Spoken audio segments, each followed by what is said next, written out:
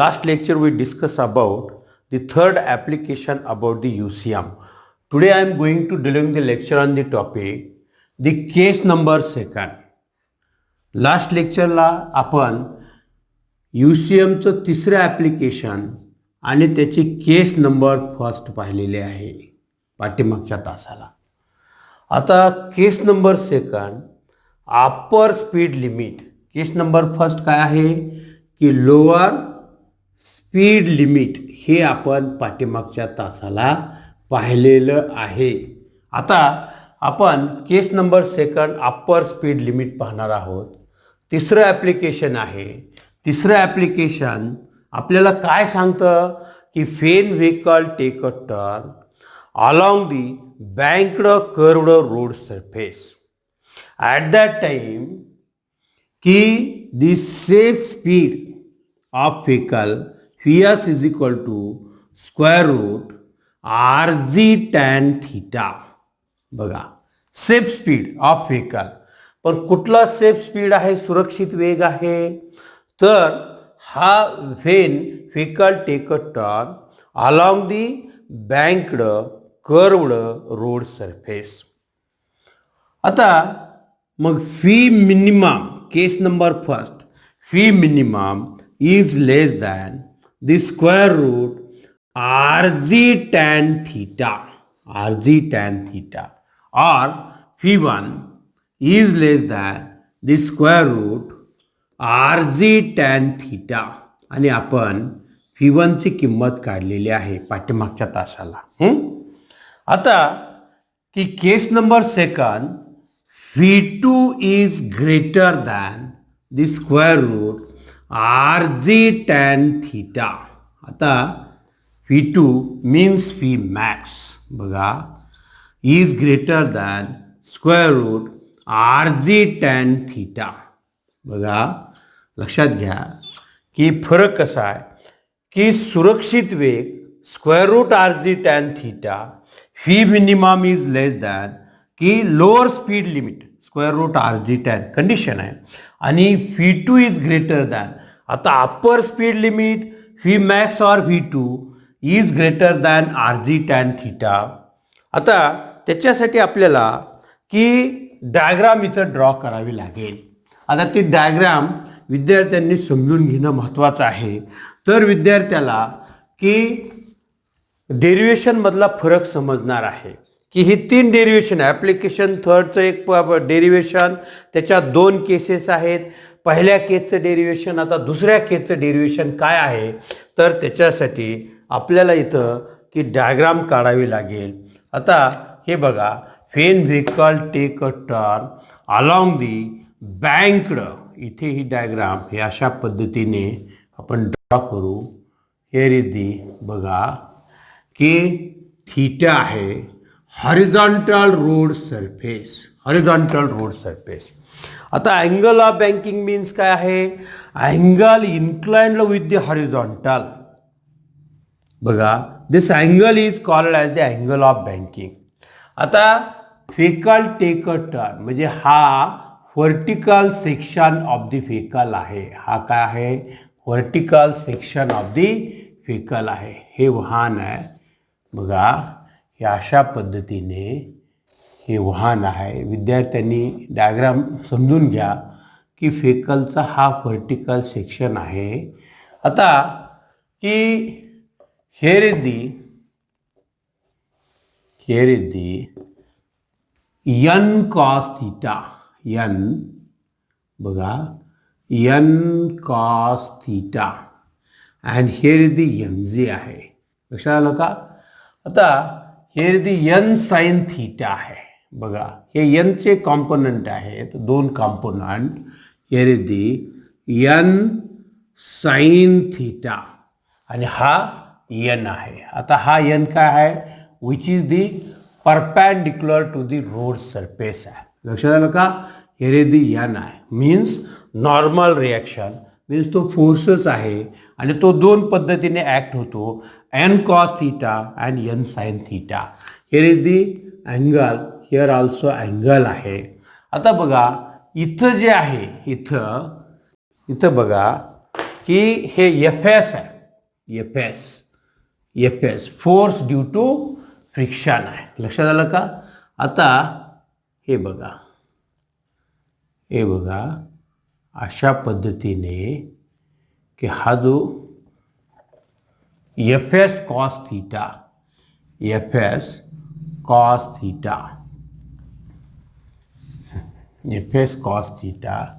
and here is the fs sin theta.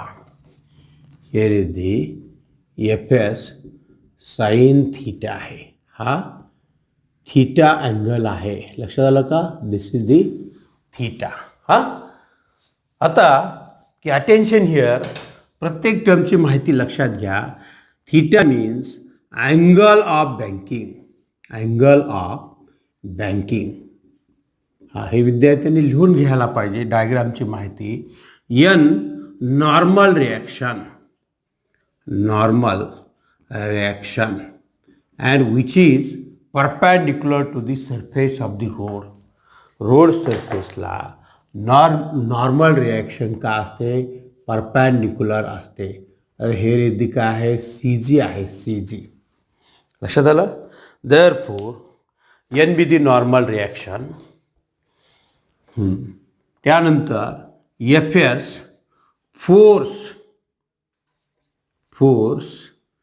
Due to friction, म्हणजे जे वाहन आहे आणि त्या वाहनाचं जे चाक आहे आणि त्या चाकाला असलेला टायर आणि रोड सरफेस याच्यामुळे निर्माण होणारं friction means force due to friction F S. हे सुद्धा दोन पद्धतीने ॲक्ट होतं. एफ एस साइन थीटा बघा की व्हर्टिकल कॉम्पोनंट आहे but it is in the downward direction. मग downward component.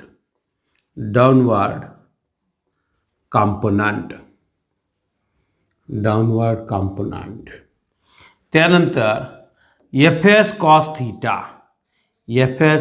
Theta horizontal component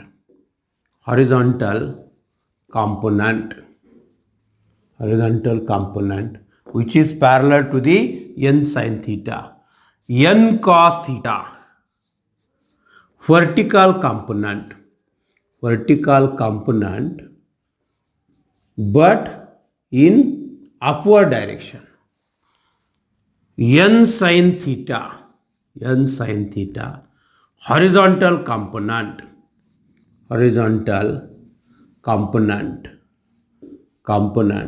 हा हॉरिझॉन्टल कॉम्पोनंट आहे आणि it is the toward the centre of the circular path किंवा circular road. हे सेंटरच्या दिशेने आहे एन साइन थीटा.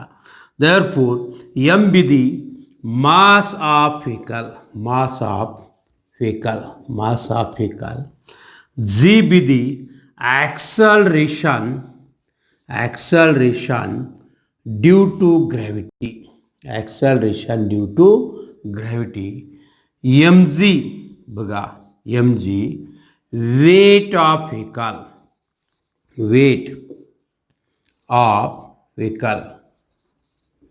व्हेकल आणि mu s means coefficient of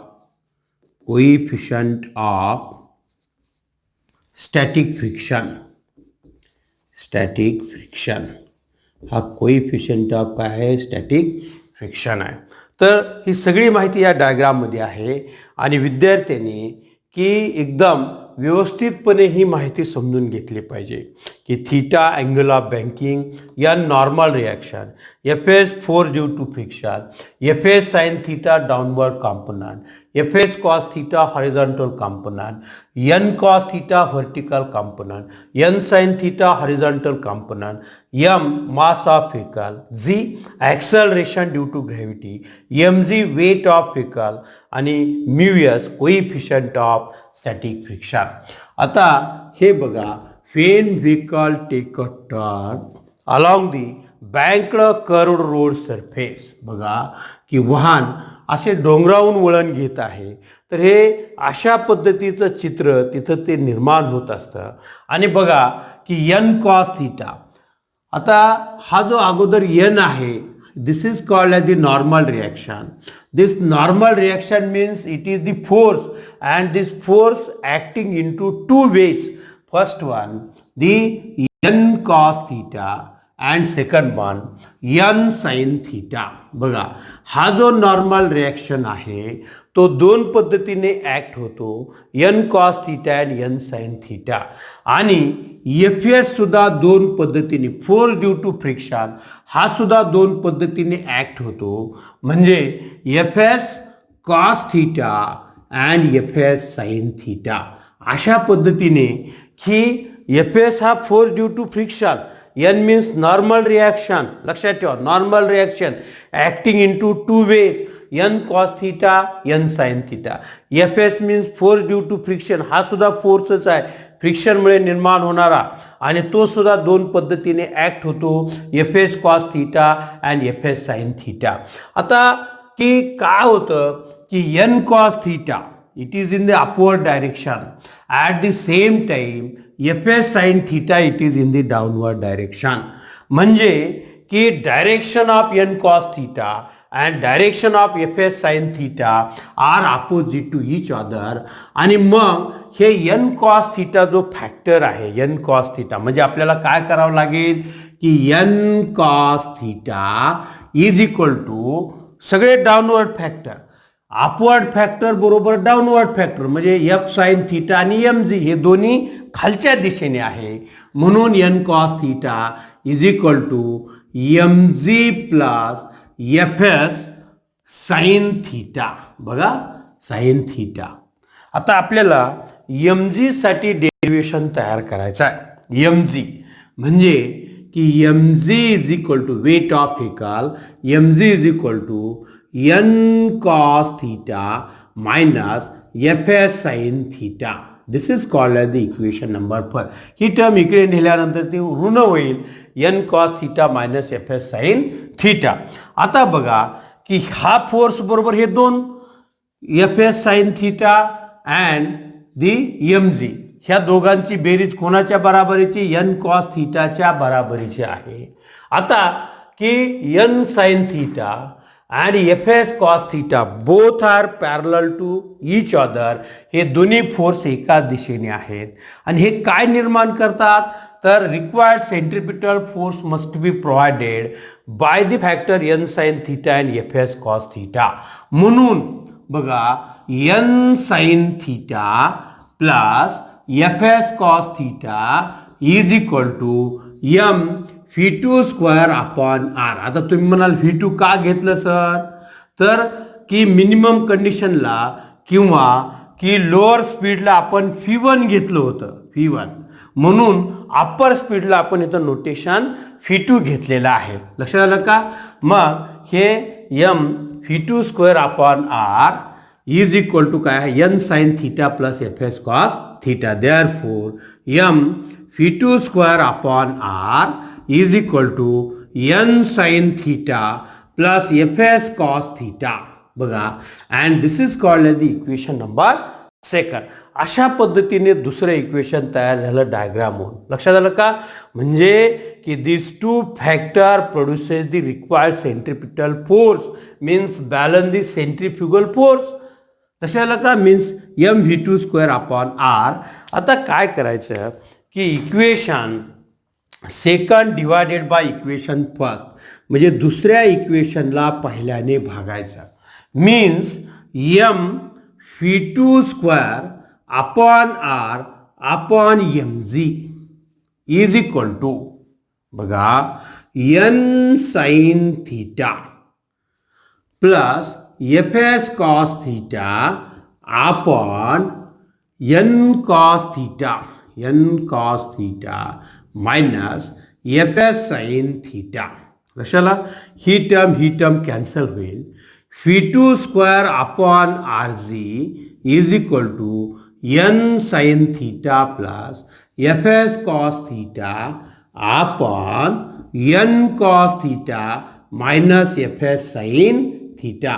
and this is called as the equation number 3. तिसरं इक्वेशन अशा पद्धतीने आपल्याला तयार करायचं. आता बघा, इथं आल्यानंतर की काय करायचं की हे जे पार्ट आहे इकडला म्हणजे this called as the RHS side, म्हणजे राईट हँड साईड आहे, ही लेफ्ट हँड साईड आहे. ह्या बरोबर चिन्हाच्या पलीकडे राईट हँड साईड, अलीकडे लेफ्ट हँड साईड. तर राईट हँड साईडच्या प्रत्येक टर्मला फॅक्टर बघा, factor n cos theta, n cos theta नावाच्या फॅक्टरने आपल्याला काय करायचं, प्रत्येक टर्मला भागायचं. कुठल्या की उजव्या बाजूच्या. आता उजव्या बाजूला n sin थीटा आहे, fs cos थीटा आहे, n cos थीटा आहे, मायनस fs sin थीटा आहे. ह्या प्रत्येक ईच टर्मला आपण काय करायचं, फॅक्टर n cos थीटाने भागायचं आहे. आता बघा मग उत्तर काय येतं ते. आता डायग्राम लक्षात ठेवा. हां, आता बघा की देअरफॉर की वाटल्यास डायग्राम बी क्लीन करू आपण आपल्याला आता. हां, आता देअरफॉर बघा काय होईल की phi2 square upon rg is equal to n sin theta upon n cos theta. बघा factor n cos theta plus fs cos theta upon n cos theta divided by, बघा भागिले, हां, divided by n cos theta upon n cos theta minus fs sin theta upon n cos theta. आता बघा काय काय cancel होईल, तर हे n कॅन्सल होईल. आपण ते पेन बदलू, तर हे n कॅन्सल होईल. Sine theta upon cos theta means काय आहे की टॅन थीटा आहे. बघा हा रेशो मीन्स टॅन थीटा, इथं plus sine, cos theta cancel होईल, fs अपॉन n राहील, अपॉन हे n cos थीटा कॅन्सल होईल, n cos थीटाला मीन्स 1 राहील, आणि sine theta upon cos theta means tan theta minus fs upon n, बघा tan theta. बघा आता इथं आल्यानंतर की but we know that fs upon n is equal to mu S. Mu S means the coefficient of static friction. म्हणून जिथं तुम्हाला fs upon n दिसतं, इथं दिसतं fs upon n, mu S टाकायचं, इथं दिसतं. तर phi2 square is equal to rg in bracket, rg पलीकडे जाऊ द्या, means tan theta plus mu S upon 1 minus, बघा की म्यू एस टॅन थीटा. बघा आणि मग taking square root of both side means phi2 is equal to वर्गमुळात, बघा rg in bracket tan theta plus mu S upon 1 minus mu S tan theta.